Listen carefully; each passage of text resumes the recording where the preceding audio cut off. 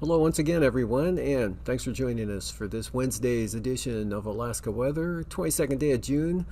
I'm David Percy, and the first graphic today, again, in case you missed it, yesterday was the summer solstice that occurred at 1:14 a.m. Alaska Daylight Time on the 21st, so that makes today the 22nd, first full day of summer, and in many areas temperatures responded accordingly with temperatures in the lower to mid 80s in the Susitna Valley, Kenai Peninsula area.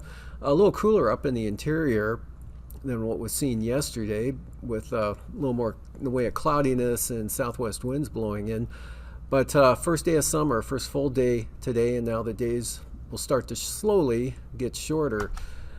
And fire weather update, wet thunderstorms for south central Alaska, a little more specifically southeast interior, but some good convection breaking out this afternoon over the Talkeetna Mountains and the Copper River Basin area, with some lightning strikes down to just north of Wasilla at mid-afternoon today, and pretty brisk winds up over the northern interior, 15 to 25 miles an hour. Actually, Beaver had a gust of 35 miles an hour this afternoon out of the southwest.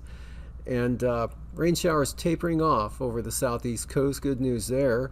Kind of leaving your wet weather pattern with upper level low pulling off to the east-southeast and drying out even as I speak, with most of these showers already ending there. Otherwise, the outlook, thunderstorms will continue for the Copper River Basin and eastern interior. There'll be afternoon and evening thunderstorm activity. And the warming and drying trend for the interior will kick in for the central areas. Already a warming trend that'll just continue here for south central Alaska, and also the Panhandle through the weekend and into next week as a general area of upper high pressure holds over the area. And onto the fire danger chart here for spruce. Some extreme, really not much different. Extreme fire danger up over the Yukon Flats there. And a bigger area of extreme fire danger now over the northern Susitna Valley, actually extending down in toward Big Lake, Point Mac area. And also some extremes showing up now over the central Kenai Peninsula with the hot, dry conditions, temperatures in the 70s, lower 80s across much of the inland areas of the northern Kenai Peninsula today, with lower 70s all the way down toward Kachemak Bay, with mid-80s in the southern Susitna Valley at 2 p.m., 84 degrees at Big Lake. That was a warm spot in the entire state today, with lower 80s quite prevalent east Anchorage up into the Susitna Valley areas. And you can see some high fire danger Copper River Basin there, and then very high back over the northern Kuskokwim Valley up into the central interior areas, with high fire danger out into the Yukon-Kuskokwim Delta, and even Togiak and Bristol Bay areas. And satellite imagery showing a lot of clear skies, Kodiak Island and the south side of the Alaska Peninsula, as well as Bristol Bay up into south central Alaska, into the interior there, especially south of the Yukon River up to the northeast. Some sunshine though, mostly sunny skies around Arctic Village area. And pretty cloudy out over the Bering Sea. You can see a clear area there ahead of a front just west-northwest of the Pribilof Islands, but a lot of low clouds over the eastern Bering Sea. Actually a couple of bands of moisture moving eastward, coming over the top of high pressure. Got the system frontal boundary a little more prevalent in the visible imagery here, pushing in toward Adak and then wrapping to just north of Shimia. Winds kind of coming down there for the western Aleutians, with rain lighter and more showery, and quite an extensive area, low clouds, Gulf of Alaska right up to the North Gulf Coast there, and not quite into Prince William Sound, not really into Resurrection Bay, but winds out of the south through Resurrection Bay into Seward, holding the temperature down in the 60s today. And mostly cloudy still over the Panhandle, but those showers really tapering off and have just almost ended. And the infrared imagery here shows a band of clouds, really not much precipitation with it at all, extending from the Kuskokwim Valley there down in toward Togiak Bay. Across Bethel, didn't bring any rain to those areas back into the Pribilof Islands. Another band pushing across the northern Bering Sea into the Yukon Delta, the Bering Strait areas. And most of the moisture occurring up along the northwest coast with, let's see, Kivalina picking up about 1/3 of an inch of precipitation in the last 24 hours, while Cape Romanzoff down on the Yukon Delta coast had about 2/10 of an inch. Nome picked up about 10 to 15 hundredths there. And some pretty gusty wind conditions, 35 to 40 miles an hour.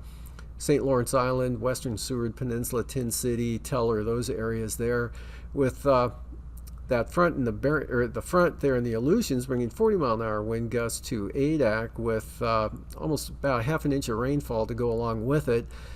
And over the southeast coast, moisture coming down from the north now as that upper level low pulls eastward there into British Columbia. So that's a drier flow, still some clouds, but the showers a lot less and then decreasing.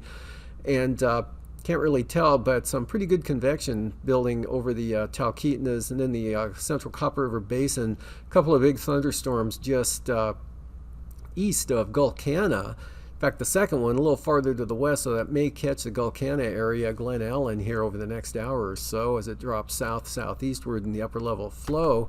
On the chart, you can see a trough over the northern interior, bringing the areas of light rain, fog, and drizzle to the Arctic coast and into the northern interior, back to the west. Then the precipitation really tapers off as you get south of the Seward Peninsula.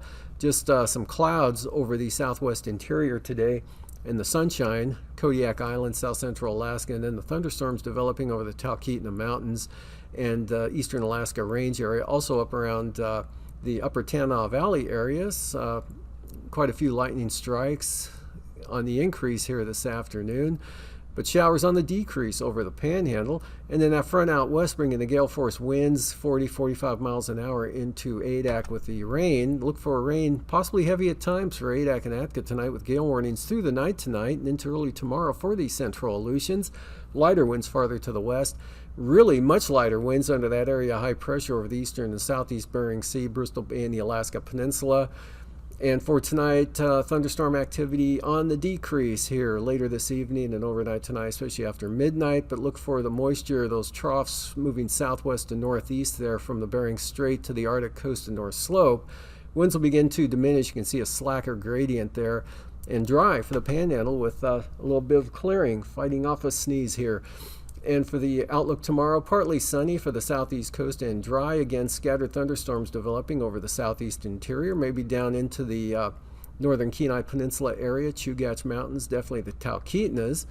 And no change up over the North Slope and Arctic coast, just less wind, high pressure along the coast, making it hard for that front to push eastward, but it will eventually on Friday weaken as it does run into that ridge of high pressure, but still enough to bring periods of rain, fog, and maybe some small craft advisory level winds to the eastern Aleutians and Pribilof Islands. Otherwise, temperatures rebound a little bit from a little bit of cooling over south central tomorrow, back into the 70s to lower 80s. Mostly sunny skies, isolated thunderstorms, southeast interior. Lows tonight, 40s and 50s, except the Arctic coast in the 30s. And then the highs tomorrow, down a little, still say 75 to 80 in the Susitna Valley, mid to upper 70s Kenai Peninsula, lower to mid 70s Bristol Bay, high near 70 for Kodiak. But look at the cooler temperatures up around Fairbanks in the just under 70, 69, still 71 there at Chalk-Yitzhak, otherwise 40s for the Arctic coast, mid 70s Northern Panhandle, 65 to 70 elsewhere. And the lows, again, 40s and 50s over the interior with mid to upper 30s along the Arctic coast and North Slope into the northern Bering Sea. And lows in the 40s to lower 50s for the Panhandle, near 50 in the Copper River Basin. Looking for a low Friday morning, 57 degrees for Anchorage and Palmer. Otherwise, upper 40s to lower 50s for the Kenai Peninsula. Mid-50s for the Kodiak Island area, and mid to upper 40s western interior to near 50 there on the east side. Highs for Friday afternoon, recovering a little bit there in the central interior, back into the mid-70s for the Tanana Valley, with lower 70s westward to falling back to the 60s toward the Bering Strait coast, and then 75 to 85 call it for the Susitna Manuska Valley, and 60s coastal areas of the Kenai Peninsula, inland areas of the Kenai Peninsula, 70s to lower 80s again, much like today on Friday, and upper 60s to lower, maybe mid 70s there for the Panhandle. Otherwise, a little cooler Kodiak Island, highs in the mid 60s, not too bad there, and well into the 70s for Bristol Bay. Highs in the 40s to mid 50s for the Arctic coast, maybe even the lower 60s over the North Slope into the Brooks Range. And now, aviation weather around Alaska. Moving on to flying weather, we've got marginal VFR up over the North Slope, Arctic coast, into the western Brooks Range, and then southward there to the lower Yukon River Valley and into the Yukon-Kuskokwim Delta. IFR, western Arctic coast, right along the coastline, just grazing it southward there about Kivalina through the Bering Strait, most of the Bering Sea and Aleutians in the IFR zone, kind of a narrow band there along the southwest coast to the Bristol Bay side of the Alaska Peninsula, and some IFR, pretty widespread there, that's off the coast of the eastern North Gulf Coast, sustained west of the Panhandle. Marginal VFR, though, right up to the coastline. VFR, Kodiak Island, northward into the Yukon Flats area, Old Crow, Arctic Village. And for the afternoon, good VFR, interior Alaska, marginal VFR again up to the north and out to the west, with IFR pretty entrenched over the Bering Sea and the Aleutians, right up across St. Lawrence Island through the Bering Strait, and right around Kivalina over to Point Hope, Cape Lisburne, on up to Point Ley, marginal VFR for the remainder of the North Slope and the Arctic coast, and even southward there to about Kotzebue and over the Noatak Valley.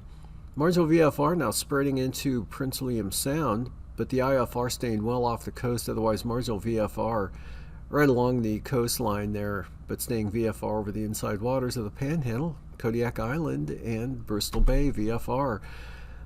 VFR, again, over much of interior Alaska south of the Brooks Range, if not all of interior Alaska. Still marginal VFR now up into the southern coast of the Kenai Peninsula, maybe spreading into Resurrection Bay to a certain extent, but looks like it'll be covering Prince William Sound and probably Passage Canal over to Whittier. IFR in closer to the coastline now, especially along the eastern North Gulf coast, but pretty much not making any eastward progress into the inner channels of the Panhandle. Solid IFR, Bering Sea, Nunivak Island, Pribilofs, and the Aleutians, but VFR for Bristol Bay. And better conditions along the southwest coast, just some marginal VFR, Cape Romanzoff area, up to the southern Seward Peninsula.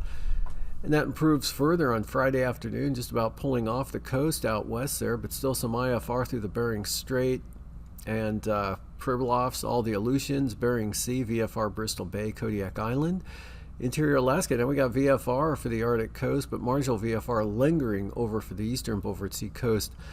And marginal VFR pulling back to southern Prince William Sound, but staying right along the North Gulf Coast areas there. And VFR for the Panhandle. And Atuvik, IFR with some moisture in the system dropping in from the north and northwest, becoming IFR throughout midday and into the afternoon. Same pattern for Adigan. Marginal VFR becomes IFR midday and into the afternoon. Lake Clark and Merrill, though, good VFR flying for the day Thursday, and rainy VFR, windy VFR. And Isabel looking good, VFR, another VFR day from Antasta. And Tanita, VFR with afternoon thunderstorms developing. And for Portage, VFR, watch out for some marginal VFR to possibly start forming late tomorrow on the eastern entrance, but probably holding off until later on. And then Chilkoot and White, VFR. Freezing levels at the surface right along the central Arctic coast, otherwise 6,000 to 8,000 feet over the central and western interior, 10,000 feet over the southern Bering Sea and the central and eastern Aleutian areas. And for icing, with the system coming into the Aleutians, look for some considerable moderate rime icing, but with the high freezing levels, it can be from 10,000 to 16,000 feet or so, with mixed icing 8,000 to 20,000 feet over the southeast interior, there, Copper River Basin, up across the Upper Tanana Valley to the Yukon-Porcupine River area, and then some more rime icing, 6,000 to 13,000 feet, North Slope, and the Arctic coast back down into the Noatak Valley, Kotzebue, Northern Seward Peninsula. Jet stream, upper level high pressure there south of Kuskokwim Bay. Westerly flow around coming over the top of that, 80 knots from the southwest across Adak and Atka, westerly 65 knots into the interior, turn northerly 50 knots, Cook Inlet, and start to increase across Kodiak Island out of the north-northeast. 9,000 feet, about the same pattern, 3,000 feet, strong winds from the south to north out over the central Bering Sea. Turbulence, considerable moderate chop, Adak and Atka, as well as the northwest.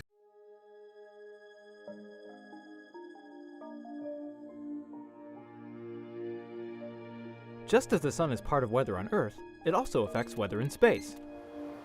The sun creates solar wind by steadily releasing a flow of plasma particles in all directions around it.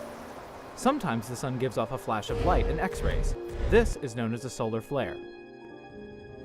When massive bursts of particles explode into space, we call it a coronal mass ejection, or CME. When a CME is directed toward Earth, it hits the magnetosphere, the magnetic field around our planet that protects us. If the storm is large, we may even get to enjoy a light display in the sky called the auroras. In space, satellites may be damaged, and astronauts should take cover. On Earth, people do not feel any physical effects. We may lose electricity in some areas, polar flights may be rerouted, and satellite services may be disrupted. While these situations aren't ideal, they are rare and fixable. This is why we will continue to study the sun and its interactions with Earth and the solar system.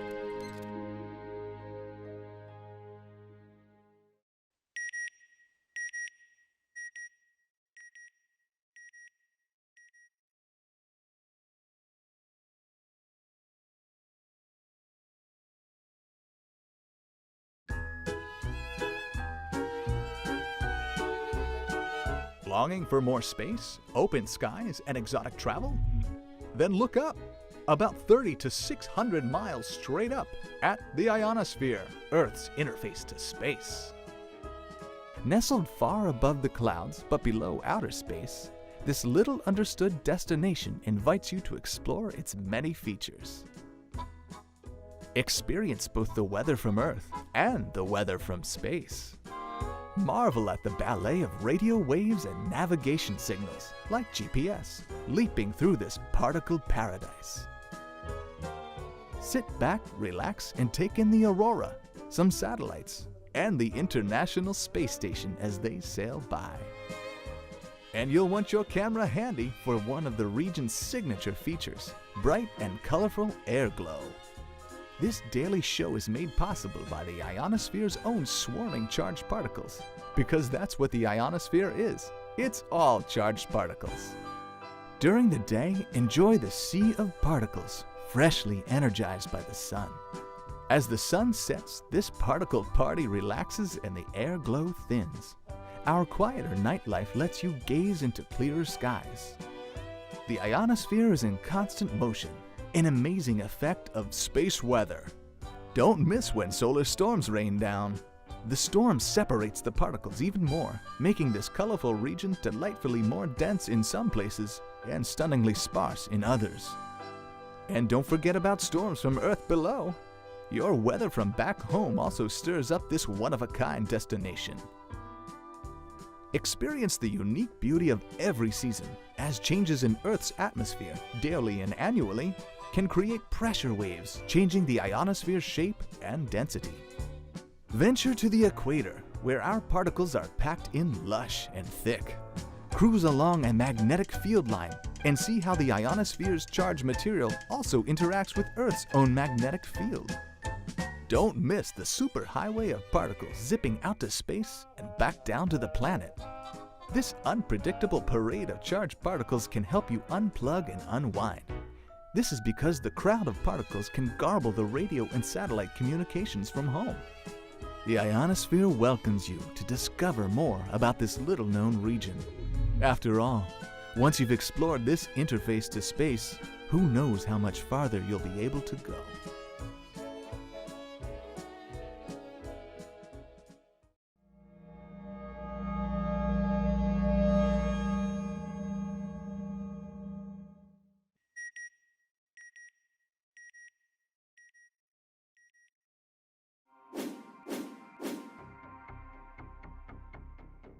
When a star, bigger and more massive than the Sun, runs out of fuel at the end of its life, its core collapses while the outer layers are blown off in a supernova explosion. What's left behind depends on the star's original mass. A star roughly 10 to 20 times our Sun leaves behind a neutron star. A more massive star becomes a black hole. Unlike black holes, neutron stars are directly observable, usually as pulsars, the lighthouses of the cosmos. Discovered 50 years ago, they are the densest observable objects in the universe. Neutron stars compress up to twice the Sun's mass into a city-sized sphere. Matter is packed so tightly that a teaspoon of neutron star interior would weigh more than 1 billion tons on Earth. Still, the nature of the ultra-dense matter in the cores of neutron stars is unknown. Because neutron stars pack so much mass into such a tiny volume, they produce gravity strong enough to bend the light they emit, distorting their appearance in a way that enables the mass and size of the star to be measured. Scientists cannot reproduce the extreme conditions in and around neutron stars on Earth. They must look into the galaxy to answer decades-old questions about extreme matter and gravity. NASA's Neutron Star Interior Composition Explorer mission, or NISA, will make X-ray observations of neutron stars from its perch on the International Space Station. It will give astronomers more insight into these mysterious objects, helping determine what is under their surface. A multi-purpose mission, NISA includes a technology demonstration called Sextant.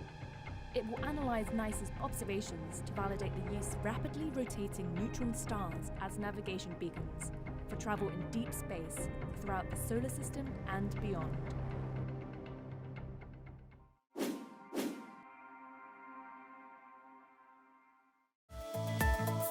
And now, marine weather around Alaska.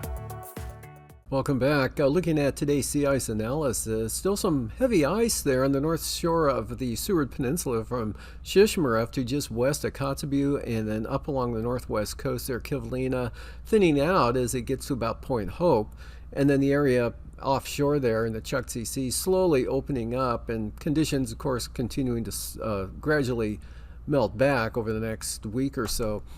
And for the coastal water forecasts, northwest winds 15 knots for the central and south coastline of the Panhandle, seas 4 to 5 feet. North coast, light west winds at 10 knots, seas just 3 to 4 feet.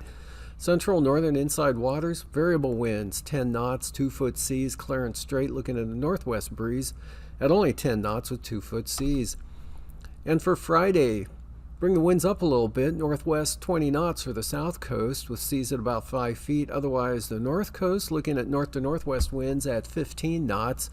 Lynn Canal, Glacier Bay, northern inner waters, north winds 10 knots, light variable winds for the central inside waters, and Clarence Strait, northwest winds at 10 knots. Prince William Sound tomorrow, northwest variable, light variable winds with slight seas for Prince William Sound on Thursday. Same thing for northern Cook Inlet, southern Cook Inlet, northwest winds at 10 knots. Small craft advisories for Kamishak Bay, west winds a little brisk there at 25 knots, seas 6 feet, northwest 20 knots for the Barren Islands. Otherwise, the North Gulf Coast, variable winds at 10 knots with seas 2 to 3 feet. And for Friday, light variable winds with 2-foot seas for Prince William Sound on Friday. And the eastern North Gulf Coast, west winds 15 knots, light variable winds for the western North Gulf Coast. Barren Islands, south winds just 15 knots, and now southeast breeze at 15 knots for Kamishak Bay. Southern Cook Inlet, south winds 20 knots, 4-foot seas, and southwest breeze at 15 knots north of the Forelands with 3-foot seas. Kodiak Island, west-northwest winds 15 to 20 knots for the day Thursday with seas at about 4 feet. The Alaska Peninsula looking at north winds at 15 knots. West winds 15 knots for Bristol Bay. And for Friday, Bristol Bay, light southwest breeze at 10 knots. Seas really laying down there at 1 foot. And for the Alaska Peninsula, south to southeast winds 20 knots, 4 to 5 foot seas. Kodiak Island, south to southeast winds 15 knots. Seas 3 to 4 feet. On Alaska Island, winds will be southeast tomorrow at 20 knots, but small craft advisories for Unimak Island. Southeast winds increasing to 30 knots, seas building 9 to 11 feet. Gale warnings for Adak and Atka. Southeast winds 35 knots, seas up to 16 feet, and then 30 knot southeast winds from Chitka Island, and east winds at 20 knots from Kiska to Shemya. And for Friday, Shemya to Kiska, southwest winds 15 knots from Chitka Island. Adak and Atka all looking at southerly winds on Friday at 20 knots with 7 to 11 foot seas. Small craft advisories for the Fox Islands. Winds will be southeast 25 to 30 knots with seas 8 to 13 feet. For the Kuskokwim Delta coast, south of Nunivak Island, winds will be northwest at 15 knots. Otherwise, look for southeast winds at 20 knots for the Pribilof, seas at about 5 feet. South 20 knot winds with seas just under 10 feet for St. Matthew Island. St. Lawrence Island, south winds at 20 knots and south winds 15 knots for the Yukon Delta coast.